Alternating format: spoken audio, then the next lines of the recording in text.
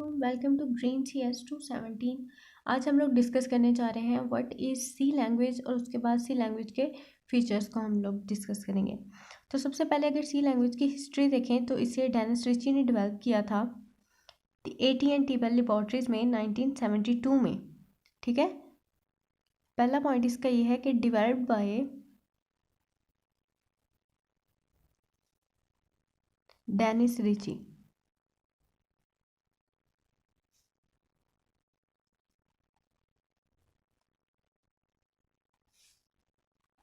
at AT&T Bell Laboratories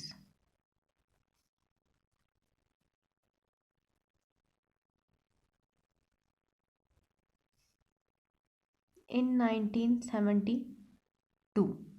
ठीक है, ये बेसिकली डिराइव्ड उन्होंने की थी एक सी से भी पहले एक प्रोग्रामिंग लैंग्वेज आई थी बी, जिसे केन थॉम्पसन ने डेवलप किया था 1969 से 1970 के बीच में कहीं उसने डेवलप किया था।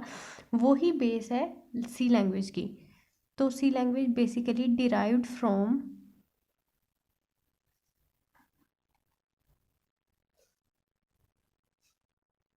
N earlier programming language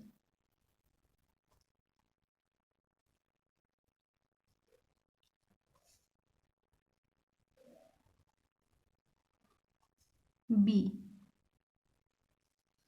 developed by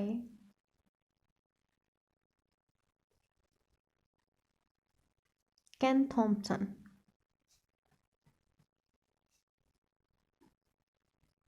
Ken Thompson ने उसे डेवलप किया था इन 1969 to 70s।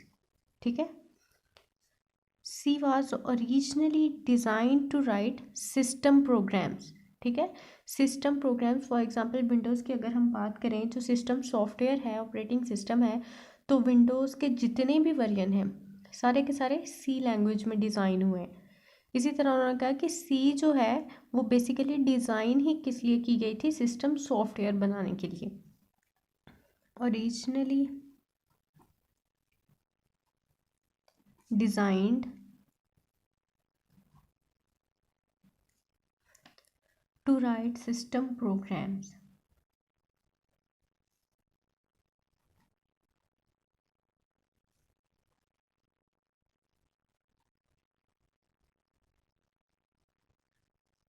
under Unix operating system.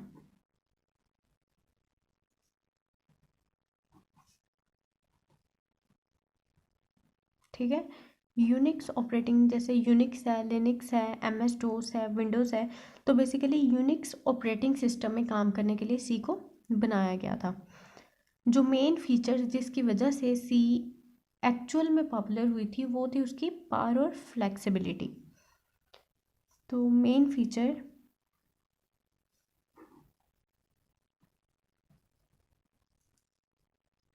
of C language that make it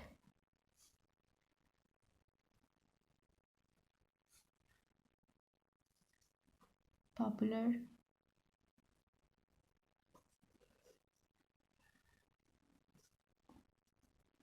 are power and flexibility।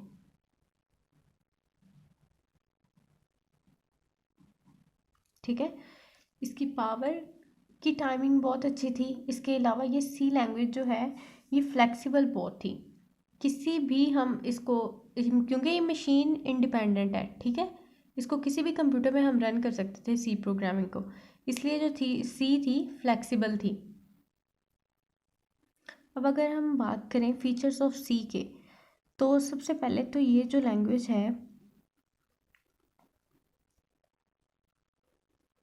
Convenient language है। Convenient language mean कि it provide many facilities in easier way that are difficult to use in lower language। ठीक है, लो language में बहुत से काम क्योंकि binary में हम करते हैं, मशीन लैंग्वेज में करते हैं, तो उनको हम इजीली सी लैंग्वेज में कर लेते हैं। It provides many facilities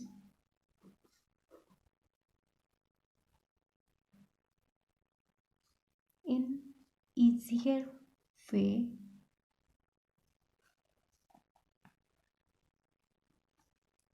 that are difficult in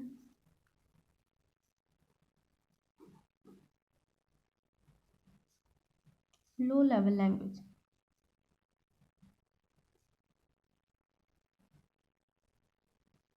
ठीक है, उसके बाद इसका दूसरा पॉइंट है कि वेल स्ट्रक्चर्ड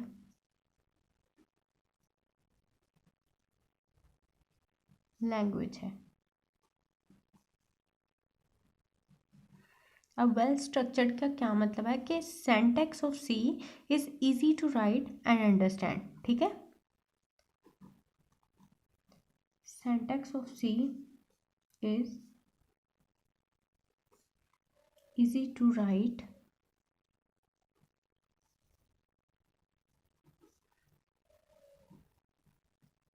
अंडरस्टैंड। सिंटैक्स क्या है? रूल्स।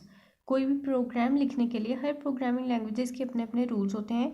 सी का जो सिंटैक्स है वो बहुत ही आसान है। ठीक है, उसको लिखना, उसको मॉडिफाई करना, अंडरस्टैंड करना बहुत ईजी है। इसलिए हम कह सकते हैं कि सी एक वेल स्ट्रक्चर्ड प्रोग्रामिंग लैंग्वेज है।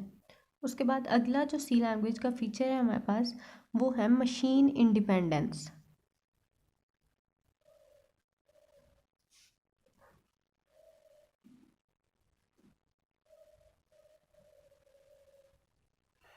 मशीन इंडिपेंडेंस मीन्स कि program written in C can be executed on different computers. ठीक है, सी लैंग्वेज में हम जो भी प्रोग्राम्स लिखेंगे उनको हम किसी भी कंप्यूटर पे, किसी भी प्रोसेसर पे चला सकते हैं। फॉर एग्जांपल सी का प्रोग्राम है उसे हम इंटेल प्रोसेसर्स पे भी चला सकते हैं, मोटोरोला प्रोसेसर्स पे भी चला सकते हैं। तो मशीन इंडिपेंडेंस क्या है बेसिकली कि programs written in C can be executed on different computers.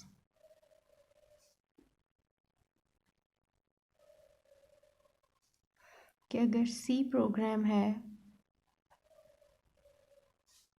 तो उसे हम इंटेल प्रोसेसर्स में भी चला सकते हैं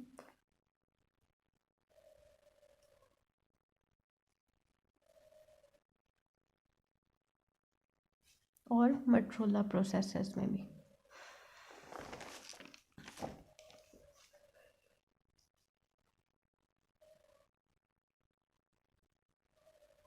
उसके बाद सी का अगला जो मेन फीचर है modularity. Modularity means modules, means के program can be divided into small modules. ठीक है, हम एक प्रोग्राम है बड़ा, फॉर एग्जांपल अगर कैलकुलेटर बनाने का प्रोग्राम है सी लैंग्वेज में हमने उसको लिखा है तो हम उसकी सब्ट्रैक्शन का मॉड्यूल अलग से बनाएंगे, एडिशन का मॉड्यूल अलग से बनाएंगे, मल्टीप्लिकेशन का अलग और डिवीजन का अलग।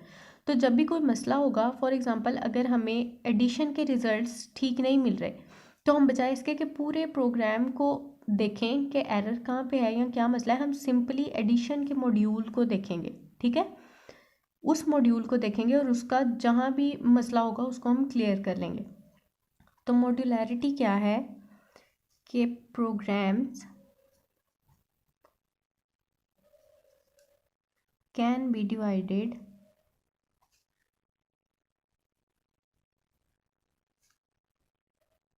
into small modules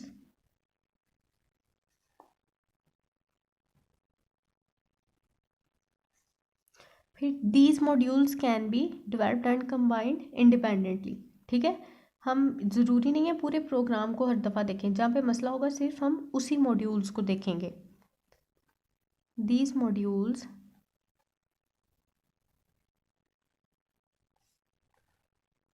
can be developed and compiled easily।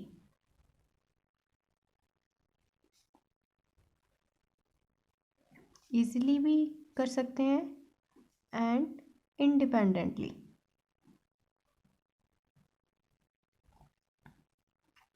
उसके बाद जो फीचर है सी लैंग्वेज का, ये सबसे इम्पोर्टेंट फीचर है, ये है केस सेंसिटिविटी।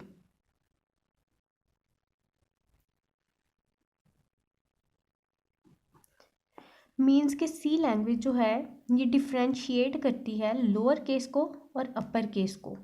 फॉर एग्जांपल, अगर मैंने इंट ए डिक्लेयर किया है, ठीक है, और फिर मैं कह रही हूँ प्रिंट ए, तो ये गलत है, ठीक है। सी लैंग्वेज में अगर हमने कैपिटल में किसी वेरिएबल को डिक्लेयर किया है तो हम उसको प्रिंट भी किस में करेंगे, कैपिटल में करेंगे। ये केस सेंसिटिव लैंग्वेज है, ये यहाँ पे एरर अकर करेगी कि इस नाम का कोई वेरिएबल डिक्लेयर ही नहीं है, ठीक है।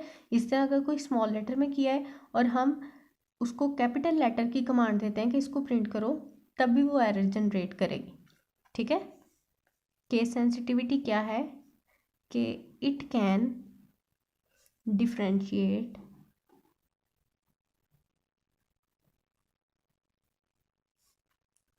बिटवीन